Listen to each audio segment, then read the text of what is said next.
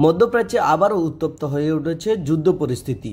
বিশেষজ্ঞদের মতে এই উত্তেজনা কেবল ইরান ও ইসরায়েলের মধ্যে সীমাবদ্ধ থাকবে না, বরং ইরান প্রতিবেশী দেশগুলোর প্রতিরোধ সংগঠনগুলোকে ব্যবহার করে সংঘাতে আরও বিস্তৃত করার পরিকল্পনা করছে। ইরানি কর্মকর্তা জানিয়েছে, লেবাননের হিজবুল্লাহ, ইয়েমেনের হুতি এবং অন্যান্য আঞ্চলিক মিলিশিয়ারা এই পরিকল্পনার অংশ হতে যাচ্ছে। এতে করে পুরো মধ্যপ্রাচ্য জুড়ে নিরাপত্তা হুমকির মুখে পড়তে পারে বলে আশঙ্কা করেছেন নিরাপত্তা বিশ্লেষকরা। অন্যদিকে ইসরায়েলকে সম্পূর্ণ সমর্থন দিয়ে যাচ্ছে যুক্তরাষ্ট্র। ওয়াশিংটন ইতিমধ্যে মধ্যপ্রাচ্য থেকে তাদের অপ্রয়োজনীয় কূটনৈতিক ও সামরিক কর্মীদের সরিয়ে নেওয়া শুরু করেছে।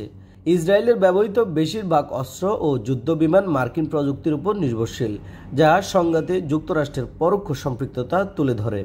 বিশিষ্ট মার্কিন নিরাপত্তা বিশ্লেষক রিচার্ড লেবারন সতর্ক করে বলেন, যুক্তরাষ্ট্র চাইলেও এই সংঘাত এড়িয়ে যেতে নাও পারে। গোয়েন্দা তথ্য বলছে, পার্শ্ববর্তী দেশের প্রতিরোধ বাহিনী আগামী দফার হামলার গুরুত্বপূর্ণ ভূমিকা রাখতে পারে। ইতিমধ্যে ইরান পাল্টা হামলায় উচ্চ সফলতা দাবি করছে। ইসলামী বিপ্লবী গার্ড জানিয়েছে, তারা ইসরায়েলের সামরিক ঘাঁটি, গুপ্তচর ঘাঁটি ও অস্ত্র নির্মাণ কেন্দ্রে ব্যালিস্টিক ক্ষেপণাস্ত্র দিয়ে সফলভাবে আঘাত হেনেছে। স্যাটেলাইট চিত্র ও গোয়েন্দা তথ্যেও কিছু গুরুত্বপূর্ণ স্থাপনা ধ্বংসের প্রমাণ পাওয়া গেছে। যদিও ইসরায়েল দাবি করছে অধিকাংশ হামলা প্রতিহত করা হয়েছে।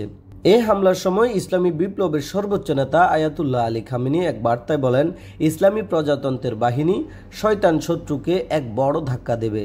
তার ভাষ্য অনুযায়ী ইরানের সশস্ত্র বাহিনী ইসরায়েলকে অসহায় করে তুলবে।